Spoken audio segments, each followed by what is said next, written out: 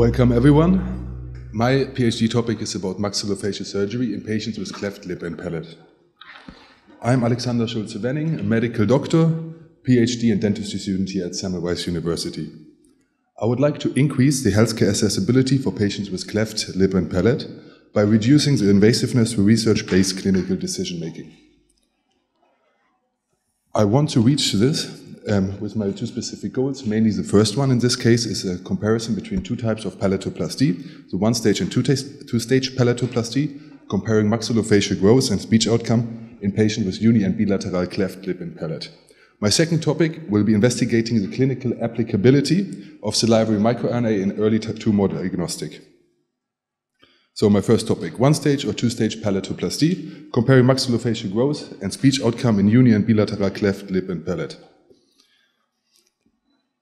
Cleft lip and palate is the most common facial deformity.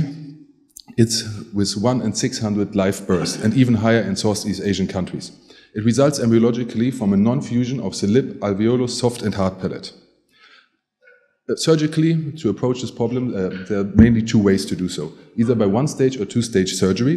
One-stage surgery only includes one operation. Two-stage surgery are two consecutive operations in which the soft and the hard palate are operated in different times. Not operating, both the one-stage palatoplasty promises to give better phonation results, and the two-stage palatoplasty results is said to be resulting in more natural maxillofacial growth.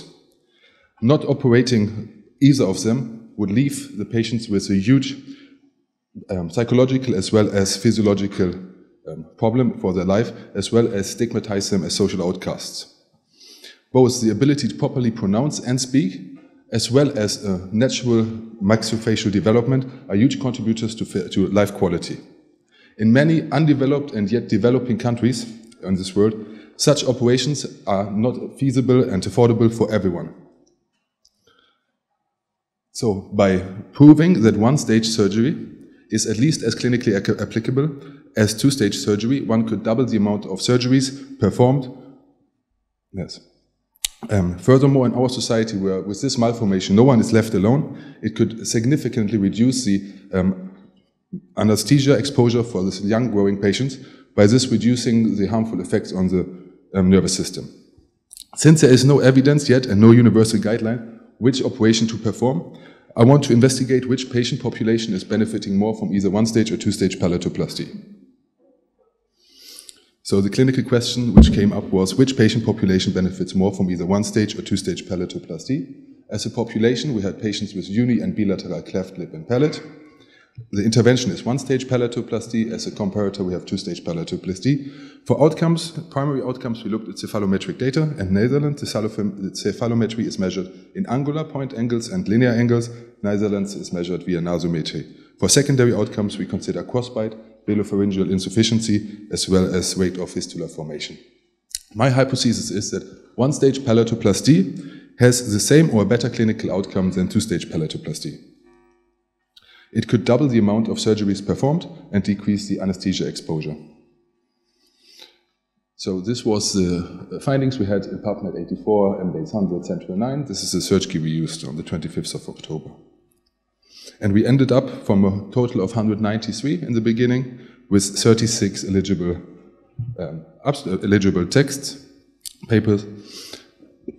Yes, some examples for cephalometry. Cephalometry is measured via lateral radiographs of the face, of the skull, and then we take certain distinctive points on the skull, on the skeletal, also on the soft parts of the face, and then measure and compare it with each other. For example, we have SNA and SNB. Point angles, the S is the sella, nasion, and the A is the most concave point of the maxilla, the B the most concave point of the mandible. We have 22 angular measurements and 16 linear measurements for cephalometry outcome, and then they are compared with each other. For example, some preliminary results are only preliminary because we're also still waiting for some papers where we haven't had yet full access to. For the SNA and SNB point, we couldn't find any significant difference in one-stage or two-stage palatoplasty.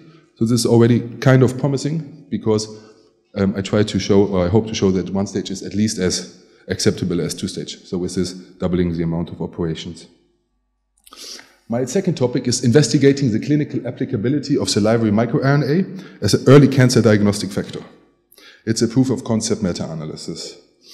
Cancer is still one of the most prevalent and deadliest diseases of our society. Even though in the last few decades, therapy and medication has improved by so much. Why is it so? That we still have cancer as a second leading cause of death. Because diagnosis is still lagging behind. In many cases, cancer is only found as an accidental finding or when symptoms are present. In many cancers, such as pancreatic and lung cancer, the stage when symptoms are already present, it's most often too late for a curative approach. So by enabling earlier diagnosis, we could enable early tumor treatment.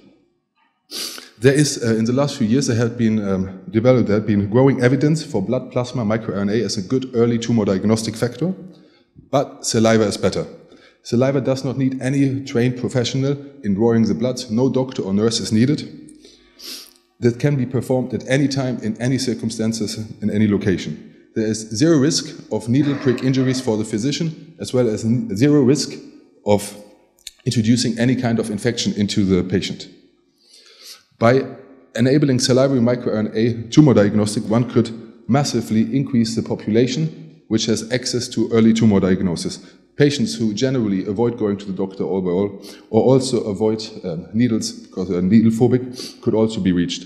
So we could increase the accessibility by many folds.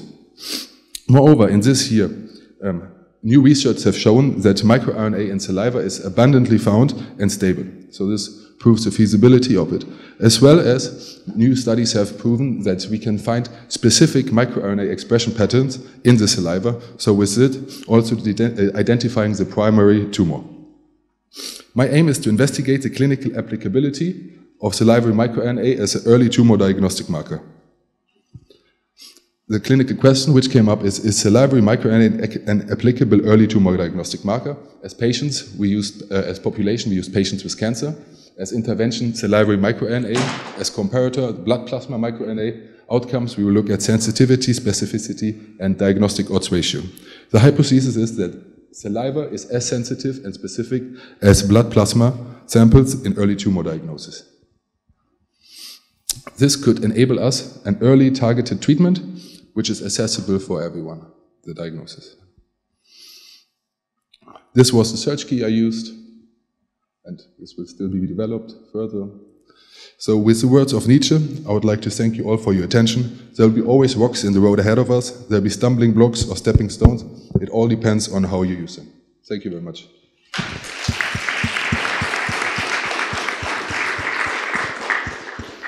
It was written on the slide that there isn't any guideline for this surgical method. And do you have any information in worldwide which is more commonly used, the one-stage palatoplasty or the two-stage? And the second part of this question, what is the question remained the same, but in Hungary?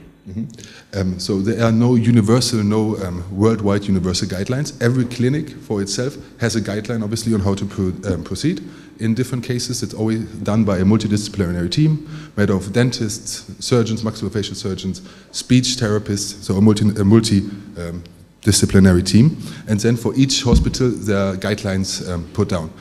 For example, in Hungary, you can't also say which is more prevalent. For example, in the maxillofacial department in Maria Utza, as I spoke to them, they said they prefer the one-stage approach because occlusal outcomes will be bad in any case, so they do operate later.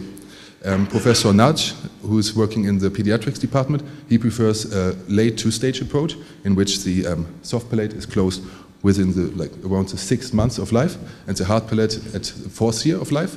So everybody is very different. Depends on the clinic and also where and how the operating surgeon has learned it. So congratulations. I'm really intrigued by the fact that you showed us 2 studies, and both are aiming to find something non-inferiority, which is cheaper, better, more accessible. So my question, this is a congratulation part, and the question goes, how do you vision the screening if you will find positive results with your mRNA. So how should we imagine that? Will the GPs do the screening, or is there a high-risk population? I'm just interested. For this, thank you very much for your question, first of all. For this, obviously, we still need to figure out some more facts about it, how expensive it really will be to run the microRNA scans. Obviously, over time, it will become cheaper. As a very, very end goal or vision, which I had in the last few days, one could hope that everybody, the whole population, let's say from on the 40th birthday, gets sent a tube home for their birthday. They're asked to spit in it and then to send it via post.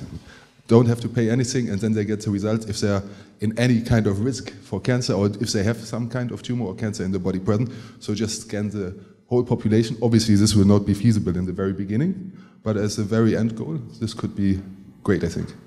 Congratulations for your progress, and thank you for the nice presentation. I saw that you're going to compare saliva microRNA with plasma microRNA, but what do we know about the plasma microRNA regarding its sensitivity, specificity, and reliability for an early diagnosis of cancer? And are you going to look at subgroups, like cancer types and... Yes, thank you very much. It's a great question. So in the first few studies which I found about it, they say that plasma microRNA is suitable as a diagnostic factor, and then the studies differ in which one is better or worse. There has been a study about gastric cancer in which the microRNA of the saliva was even more specific, and the odds ratio were even higher in microRNA of saliva than in blood plasma, but it's already proven that it is feasible in blood plasma.